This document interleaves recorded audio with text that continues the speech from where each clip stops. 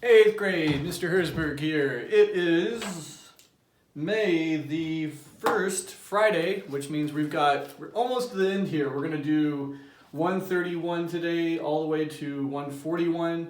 And then I think the end of this book stops at page 158. So I know you guys, we finish up on Monday. So this should just be enough for today, and then we'll finish up on Monday, and then I'll give you your final project on the book, in which case you're going to make a diorama from your favorite scene, and I'm going to give you 3 essay topics to pick from to write a short essay on. Let's get started. So remember, this week's standard is reading informational text 8.4, which means we're trying to figure out if a writer is persuading, informing, and entertaining. You're going to determine the meaning of words and phrases as they're used in a text, using figurative language, connotative, technical meanings, analyzing the impact of words on the tone of the text. This can include analogies, allusions. So in other words, let's put that in simple terms.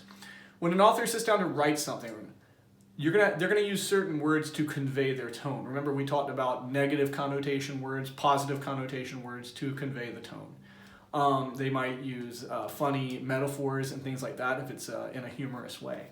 So today's journal, you're going to be reading about, again, we're going to give you a piece of writing, and it's going to be your job to pull out the words that are underlined and decide whether or not those words have impacted. You're going to define the words and then decide if they impact the meaning of the text.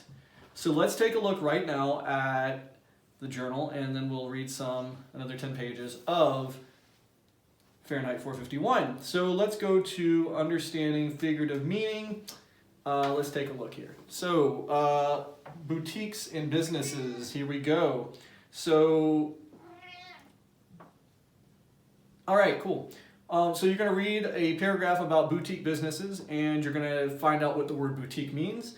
You're going to find out some aspects of the customer experience. You're going to find out what the word complimentary means. And then if you could only choose one word from the article title above to describe boutique business, what would it be? So you're going to read about boutique businesses. They're small, like stores that pop up in malls and things like that.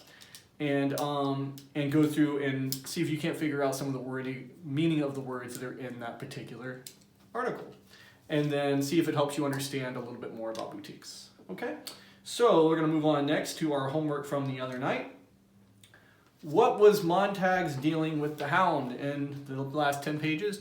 Remember, there's a new Hound that they've released to search for him. They brought in some new ones.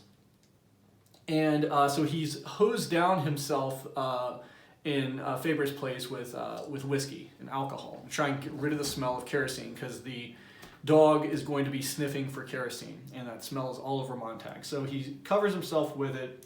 He also tells Faber to put your sprinklers on, hose the house down, and burn anything I touched in your incinerator in your house. So he's trying to cover his scent. What does Montag find in his old garden? He finds 4 books. Montag thinks to himself that Beatty probably wanted to do what? He probably wanted to die. Why is Montag having a difficulty time getting up? Because don't forget, one of the dogs, right before he finished the confrontation with Beatty, one of the dogs got him right in the leg, and it basically turns his leg numb. They have a numbing agent. What does Montag hear in the seashell? He hears that they're searching for him. To where does Montag realize he is running? Faber's house. Why is Montag having such a difficult time crossing the street? Because there's kids speeding by in cars, and there's helicopters around searching for him. After he makes it across the street, whom does he hide? He is hiding from people walking by. He's hiding from other firemen driving by. Eels are all around looking for him. What does Montag do to the black family? He takes a book, one of the 4 he finds in his bushes, and he plants it in one of the firemen's houses to try and create chaos. What does Faber say there are a lot of along the railroad tracks? Hobos that are actually retired professors from Ivy League schools. Where does Faber say he is going, and why is he going there? Well, Faber is going, he says, to be with the hobo camps, and he's going there because he has, or excuse me, not the hobo camps, he's going to the printer he knows in a nearby town because he's trying to print out some books that have been burned. what has been brought from a different district to track down Montag? They brought another dog. So he killed one. Montag destroyed one of the mechanical hounds during his fight with Beatty, but they brought another one in. Why does Montag tell Faber to burn the bedspread and the chair? He wants to get his scent off of everything so the dog won't be able to find him. Why doesn't Faber give Montag another green bullet? He doesn't have any more earpieces to give him. And finally, what does Montag watch on the parlor walls? Well, he watches the chase, or they're like televising basically the hunt for Montag, as if it were like a reality show or something like that. And everyone around the town is watching for entertainment. All right, let's get started on our next 10 pages. And like I said, we've got about 2 more 10-page chunks left of this, so we should be done by Monday. Police suggest the entire population in the Elm Terrace area do as follows. Everyone in every house except in every street open a front or rear door and lock it from the windows. The fugitive cannot escape. If everyone in the next minute looks from his house, be ready. Of course, why hadn't they done it before? Why in all these years hadn't this game been tried? Everyone up, everyone out. He couldn't be missed. The only man running alone in the night city. The only man proving his legs. At the count of 10 now. 1, 2. He felt the city rise. 3. He felt the city turn into its thousands of doors. 4. The people sleepwalking in their hallways. 5. He felt their hands on their doorknobs. The smell of the river was cool like a solid rain. His throat was burnt like rust. His eyes were up dry with running. He yelled as if this yell would jet him on, fling him in the last 100 yards. 6, 7, 8, the news said. The doorknobs turned on 5,000 doors. 9. He ran out away from the last row of houses on a slope leading down to a solid moving blackness. 10. The doors opened. He imagined thousands and thousands of faces peering into yards, alleys, and into the sky, faces hid by curtains, pale, night-frightened faces like gray animals peering from electric caves, faces with gray, colorless eyes, gray tongues, and gray thoughts, looking out through the numb flesh of the face. But he was at the river. He touched it just to be sure it was real. He waded in, slipped into the darkness of the skin, splashed his body, arms, legs, and head with raw liquor, drank it and snuffed it some up his nose. Then he dressed in Faber's odd old clothes and shoes. He tossed his own clothing into the river and watched it be swept away. Then, holding the suitcase, he walked out into the river until there was no bottom, and he was swept away in the water into the darkness. Montag was 300 yards downstream when the Hound reached the river. Overhead, the great racketing fans of the helicopters hovered above. A storm of light fell upon the river, and Montag dove under the great illumination as if the sun had broken the clouds.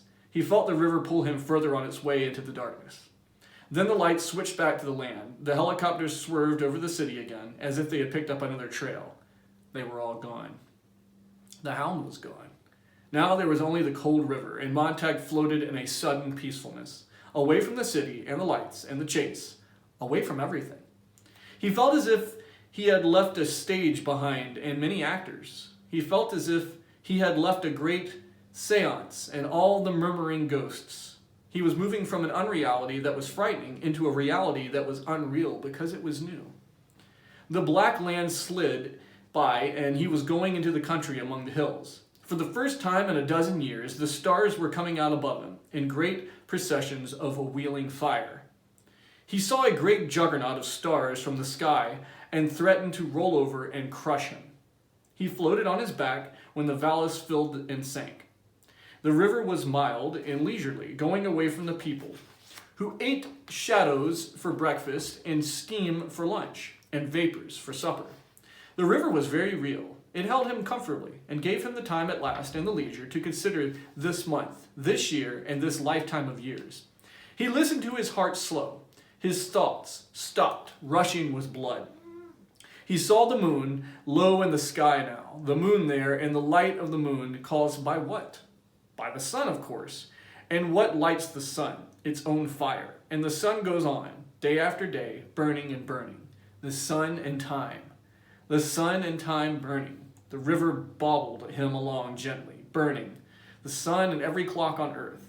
It all came together, and it became a single thing in his mind, and after a long time of floating on the land, and a short time of floating in the river, he knew what he must never burn again for his whole life. The sun burned every day. It burned time. The world rushed in a circle and turned on its axis, and the burning years and the people anyway, without any help for him. So if he burned things with the firemen, and the sun burned time, that meant that everything then burned. One of them had to stop burning. The sun wouldn't certainly do that. So it looked as if it had to be Montag and the people he had worked until the few short hours ago. Somewhere the saving and putting away had to begin again, and somewhere someone had to do the saving and keeping away on another in the books, in the records, in people's heads, in any way, all as long as it was safe and free from months of silverish rust and dry rot, and men with matches. The world was full of burning, of all types and sizes, and now the guild of the asbestos weaver must open shop very soon. He felt his head bump land, touch pebbles, and scrape sand. The river had moved him toward shore. He looked in at the great black creature, without eyes, light, shape, with only a size that went 1,000 miles without wanting to stop, with its grass hills and a forest that waited for him. He hesitated to leave the comforting flow of the water. He expected the Hound there. Suddenly, the trees might blow under a great wind of helicopters, but there was only normal autumn winds high up going like by another river. Why hadn't the Hound come running? Why had the search veered inland? Montag listened. Nothing, nothing. Millie, he thought, all this country here, listen to it. Nothing and nothing. So much silence, Millie, I wonder how you'd take it. Would you shout, shut up, Millie, Millie. And then Montag was sad. Mildred was not here, and the Hound was not here, but the dry smell of many blowing from the sun-distant field put Montag on land. He remembered a farm and he visited when he was very young. The very few times he discovered that somewhere beyond the 7 veils of unreality, beyond the walls of parlors and beyond the tin moat of the city, cows were chewing grass, and pigs sat in a warm pond at noon, and dogs barked after white sheep on a hill. Now, the dry smell of the hay, the motion of the waters, made him think of sleeping in fresh hay, in a lonely barn away from the loud highways, in an ancient windmill that whirled like the sound of a passing years overhead. He lay in the barn, listened to distant animals and insects and trees, motionless and stirring. During the night, he thought the bellow loft, he would hear a sound of feet moving. He would tense up, sit up, the sound would move away. He would lie back and look out the window, very late in the night, and see the lights go out. In the farmhouse itself, until a very young and beautiful woman would sit in an unlit window braiding her hair. It'd be hard to see her, but her face would be like that of a girl so long ago in his past. So very long ago, the girl who had known the weather and never been burned by the fireflies. The girl who had known the dandelions meant rubbed off your chin. Then she would be gone, for the warm window appeared again upstairs in her moon-whitened room. And then, to the sound of death, the sound of jets cutting the sky into 2 black pieces beyond the horizon. He would lie in the loft, hidden and safe, watching new stars over the rim of the earth, fleeing from the soft color of dawn. In the mornings, Montag would have not needed sleep, for all the warm odors and sights of a country might have rested and slept him, while he was wide with his mouth when he thought to test it was half a smile. And there at the bottom of the hayloft stair waiting for him would be an incredible thing. He would step carefully down in the pink of early morning, so far away of the world that he would be afraid, and stand over the small miracle at last to bend to touch it. A cool glass of fresh milk, maybe a few apples, pears laid at the foots of the steps. This was all he wanted now, some sign that the immersed world would accept him and give him the long time he needed to think about things that must be thought. A glass of milk, an apple, and a pear. He stepped from the river. The land rushed at him, a tidal wave. He was crushed by darkness and the look of the country and a million odors of the wind on that iced his body. He fell back under the breaking curve of darkness and the sound and the smell of his ears roaring. He whirled. The stars pulled over the sight of the meteors. He wanted to plunge into the river again and let idle him safely on down somewhere. The dark land rising was lit in his childhood, swimming when from nowhere the largest wave in history remembered slammed down into salt, mud, and darkness. Water burning mouth and nose, retching his stomach and screaming, too much water. too much land. Out of the black wall before him, a whisper, a shape in the shape of 2 eyes. The knight looked at it. The forest saw him. The Hound. After the running and rushing and sweating it out and half drowning to come to this far, work this hard and think safe and sigh with relief and come out of the land at last only to find the Hound. Montag gave one last antagonizing shout as if they were too much for any man. The shape exploded anyway. His eyes vanished. The leaf piles flew up in a dry shower. He was alone in the wilderness. There was no Hound. A deer. He smelled the heavy musk-like perfume mingled with blood and gloom exaltation of the animal's breath. And then moss and ragweed and other odors pulled him away, ran and pulled him away to the pulse of the heart behind his eyes. There must have been a billion leaves in this land. He waded in them, a dry river smelling of hot clothes and warm dust. And the other smells, they were smells of cut potatoes all around, raw and cold, from having the moon most of the night. There was a smell like pickles from a bottle, and a smell like parsley on the table at home. There was a faint yellow odor like mustard from a jar. He put his head down and felt a weed rising up like a child brushing him in the face. His fingers smelled of licorice. He stood breathing, and the more he breathed, the more he was filled up with the details of the land. He was not empty. There was more than enough here to fill him. There would always be more than enough. He would walk in the shallow tide of leaves stumbling. And in the middle of the strangeness, a familiarity. His foot hit something that rang dully. He removed his hand on the ground, a yard this way, a yard that. The railroad track. The track that came out of the city and rusted across the land through forests and woods, deserted now by the river. Here was the path to wherever he was going, where the single familiar thing, the magic charm, might need a little while to touch, to feel beneath his feet. He moved into the bramble bushes and the lakes of smelling and feeling and touching, among the whispers, the blowing down of leaves. So he walked on the old railroad track, and when he was surprised to learn how certain and he suddenly was a single fact he could not prove. Once, long ago, Clarice had actually walked here, where he was walking now. Half an hour later, cold and moving carefully on the tracks, fully aware of his entire face and body, his ears stuffed with the sound, his legs prickled with burrs and nettles, he saw a fire ahead. The fire was gone, then back again. Again, like a whirling eye. He stopped, afraid he might blow the fire out with a single breath, but the fire there, and he approached it warily from a long way. It took better part of 15 minutes before he drew close to it. And then he stood looking at it. The small motion, the white and red color of the fire, it meant something different to him now. It was not burning. It was warming. He saw many hands in its warmth, hands without arms, hidden in darkness. Above the hands, motionless faces that were only moved and tossed and flickered with the firelight. He hadn't known the fire could look this way. He never thought in his life that it could give as well as take, even if its smell was different. How long he stood, he did not know. But there was a foolish and yet delicious sense of knowing himself as an animal come from the forest, drawn by the fire.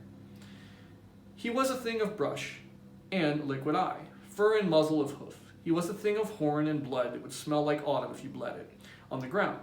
He stood a long time listening to the warmth crackle of the flames. There was a silence gathered all around, and the silence was of men's faces. And there was a time enough to sit by rustling under the trees and look at the world of the upturned eyes. It was not only the fire that was different this time. It was the silence. Montag moved towards this special silence that was concerned with all of the world. And then the voices began when they were talking. And they could hear nothing of what the voices said, but the sound rose and fell quietly, and the voices turned the world over and looked at it. The voices knew the land and the trees and the city, which lay down the tracks by the river. The voices talked of everything. There was nothing they could not talk about, he knew, from the very cadence and the motion and the continual stir of curiosity and wonder in them. And then one of the men looked up and saw him for the first of perhaps the 7th time, and a voice called to Montag.